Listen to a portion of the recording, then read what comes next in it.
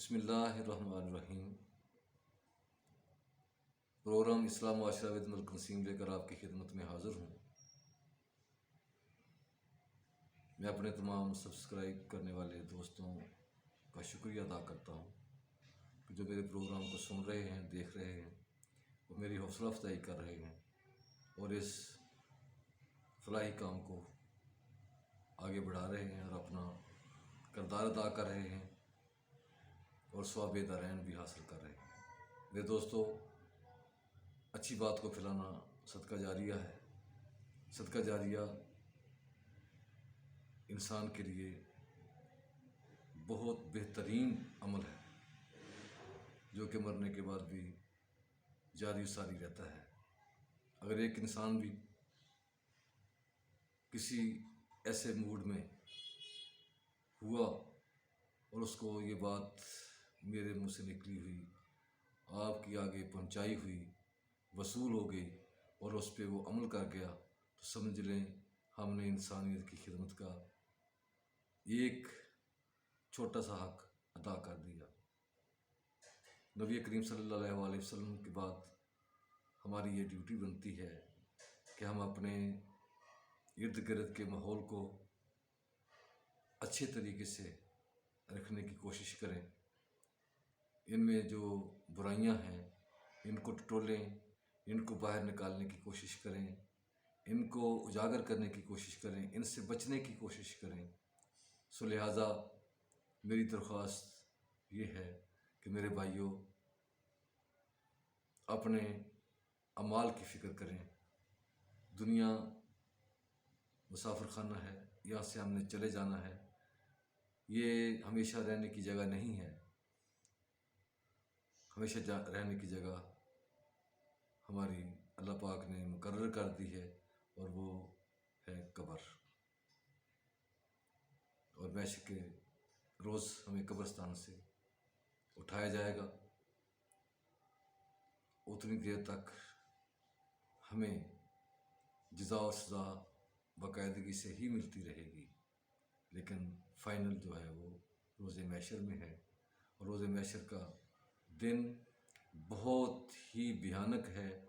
اس وقت اللہ پاک روز محشر کے دن ہر چیز کو حکم دیں گے کہ مر جا، اور وہ مر جائے گی، یہاں تک کہ سب سے پہلے تمام انسانوں کو، حیوانوں کو، نباتات، جمادات کو حکم دیں گے کہ مر جاؤ، تو وہ مر جائیں گے۔ پھر زمین کو، اس کے بعد آسمان کو، یہاں تک کہ تمام فرشتوں کو اللہ پاک کا آرڈر ہوگا کہ مر جائیں۔ جب آپ یہ چیز کہیں گے، اس طرح کہیں گے، تو تمام چیزیں دنیا سے ختم ہو جائیں گی اور اپنی موت مر جائیں گی۔ میرے بھائیوں، یہاں تک جب تمام فرشتے، تمام دنیا کے انسان اور حیوان اور زمین اور آسمان مر جائیں گے، تو آخر میں 4 فرشتے بچ جائیں گے، بڑے فرشتے۔ ملک الموت آئے گا، سب سے پہلے اسرائیل جس سے کہتے ہیں، جن کا نام اسرائیل ہے، تو آپ اسرائیل کو کہیں گے کہ مر جا، اسرائیل مر جا، تو وہ اسرائیل مر جائے گا۔ اس کے بعد جبرائیل، میکائیل، اسرافیل، یہ تمام بڑے فرشتوں کو بھی حکم ہوگا کہ آج سب آپ لوگ بھی مر جائیں، تو یہ مر جائیں گے۔ پھر اللہ پاک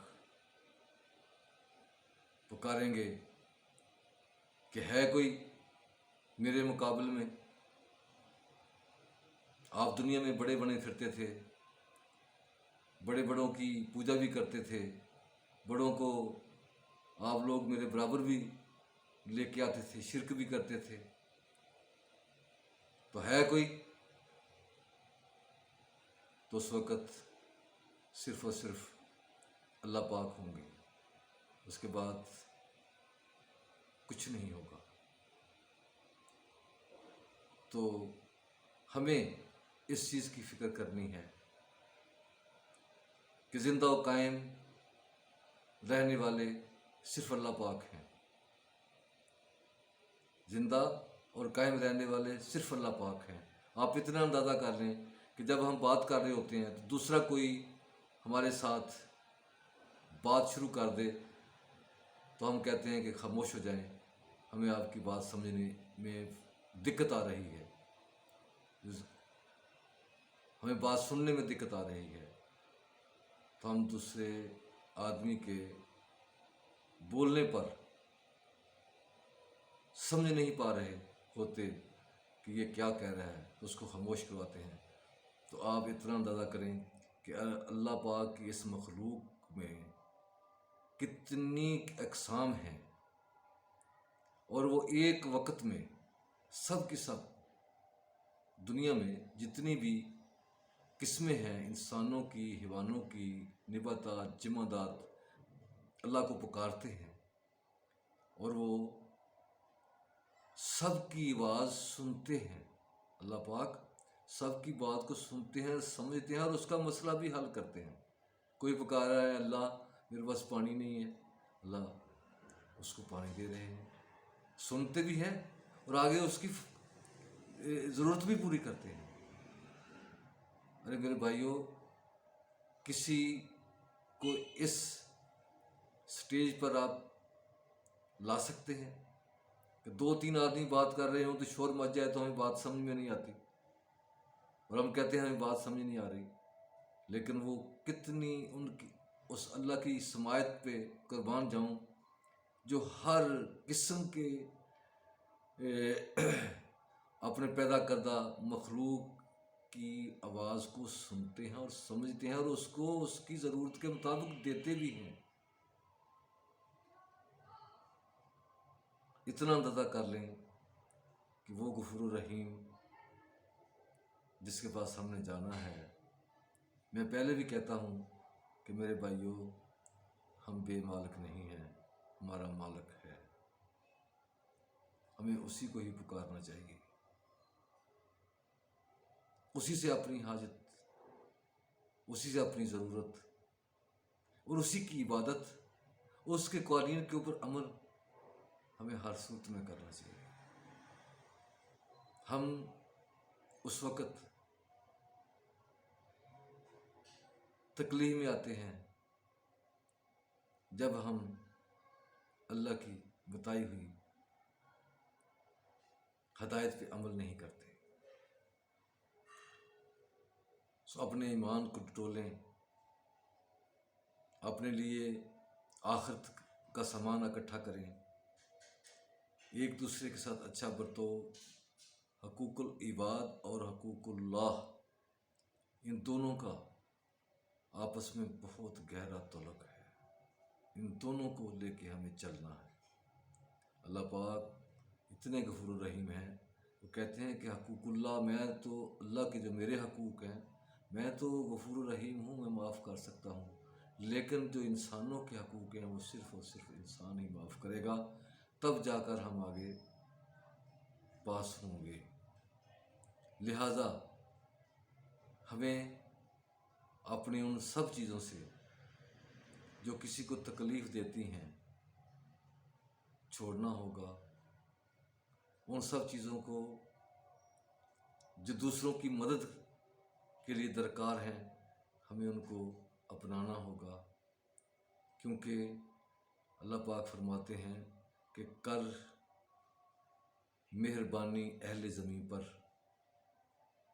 ایک شاعر کہتا ہے کہ کر مہربانی اہل زمین پر، خدا مہرباں ہوگا عرش بری پر. تو میرے دوستو، اپنے ارد گرد، اپنے گھر میں ایسا ماحول لے کر آئیں جس سے درگزر اور ایک دوسرے کی حوصلہ افزائی ہو. ہم بہت بڑی غلطی سے اپنے آپ کو تباہ و برباد کر رہے ہیں.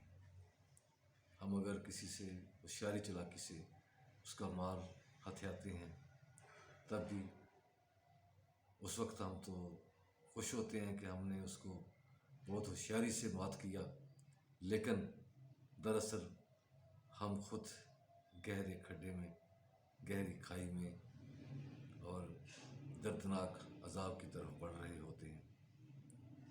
अपने माल को पाक रखने के लिए अच्छी नीयत इख्तियार करें, अच्छे तरीके से इसकी तरफ कोशिश करें और किसी के माल को बहिफाजत उस तक पहुंचाएं, उस तक ही रहने दें। ये छीना झपटी छोड़ दें, अल्लाह के ऊपर भरोसा करें।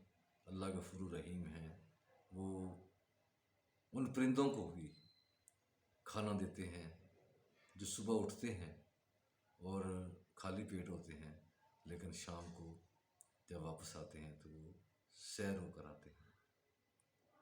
उन्होंने कोई ना तो घर में अपने घोंसलों में कोई अनाज बना के रखा हुआ है, ना सर्दियों का, ना गर्मियों का, ना बारिशों का, तूफानों का।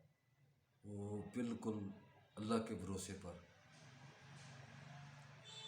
बिल्कुल बगैर किसी सरो सामान बगैर इकट्ठा किए हुए अल्लाह के भरोसे पर निकलते हैं और अल्लाह पाक उनको अता करते हैं। हमारे घरों में इतना इतना माल है, नस्लें खाएं तो नहीं ख़त्म होता, लेकिन हमारी शुक्रियों की इतनी इंतहा है कि हम फिर भी कहते हैं कि बस गुजारा हो रहा, बस मुश्किल से गुजारा हो रहा। अरे भाइयों, ये माल कभी भी साथ नहीं जाएगा। कोशिश करें शुक्रगुजारी की। शुक्र करने वालों के लिए अल्लाह पाक के हम बहुत ही अजर है, और नाशुक्री करने वाले के लिए अल्लाह के यहाँ बिल्कुल गुंजाइश नहीं। लिहाजा अल्लाह पाक का शुक्र अदा करें कि अल्लाह पाक ने हमें सेहत दी, तंदुरुस्ती दी। अल्लाह के दीन को हमने अपनाया, हमारे बड़े आबा अजदाद ने कलमा पढ़ा, हम भी उनके घर में पैदा हुए, ईमान की दौलत से सरफराज हुए, इस्लाम की दौलत से सरफराज हुए, अपने नबी मुकर्रम मोहम्मद मुस्तफ़ा सल्लल्लाहु अलैहि वसल्लम के उम्मती कहलाए। तो कल हम अपने प्यारे हबीब को क्या जवाब देंगे, कौन सा मुँह दिखाएंगे? हमारे अमाल इस कदर हमारे अमाल गलीज़ हैं, गंदे हैं कि हम तो अपने आका को मुँह भी नहीं दिखा सकते। सो मैं आपके लिए दुआ करता हूँ, आप मेरे लिए दुआ करें कि अल्लाह पाक हम सबको हिदायत नसीब फरमाए। क़यामत के रोज़ ये भी अल्लाह पाक के यहाँ सवाल होगा। एक आदमी आएगा, उसके नाम अमाल में कोई नेकी नहीं होगी। अल्लाह पूछेंगे कि अल्लाह के मेरे बंदे, आप दुनिया में क्या करते रहे, आपने कोई नेकी भी नहीं की। तो अर्ज़ करेगा कि अल्लाह आपने मुझे तौफीक ही नहीं अता की। तो अल्लाह फरमाएंगे कि ऐ बंदे, क्या तूने मुझसे इस चीज़ का इजहार किया, मुझसे ये चीज़ तलब की, मुझसे ये चीज़ की तौफीक मांगी? तो वो खामोश हो जाएगा, क्योंकि तौफीक अच्छे काम की उसी को मिलती है जो अल्लाह से इल्तिजा करता है, अल्लाह से मांगता है, और अल्लाह जब अता करते हैं तो वो इंसान वो काम सर अंजाम दे देता है। लिहाजा अपने इर्द गिर्द, अपने घर में दीन की सरबुलंदी के लिए हर रोज़ कोई ना कोई एक ना एक काम ज़रूर किया करें, जिससे अल्लाह पाक के नबी मोहम्मद सल्लल्लाहु अलैहि वसल्लम की सुन्नत ज़िंदा हो, और कोई ना कोई हदीस आगे तक ज़रूर पहुँचाया करें, ताकि हम सब अल्लाह पाक के हबीब के सामने जाकर सुरखरू हो सकें। सो मेरा ये चैनल सब्सक्राइब करें, शेयर करें और लाइक भी करें, और تک پہنچائیں۔ السلام علیکم ورحمۃ اللہ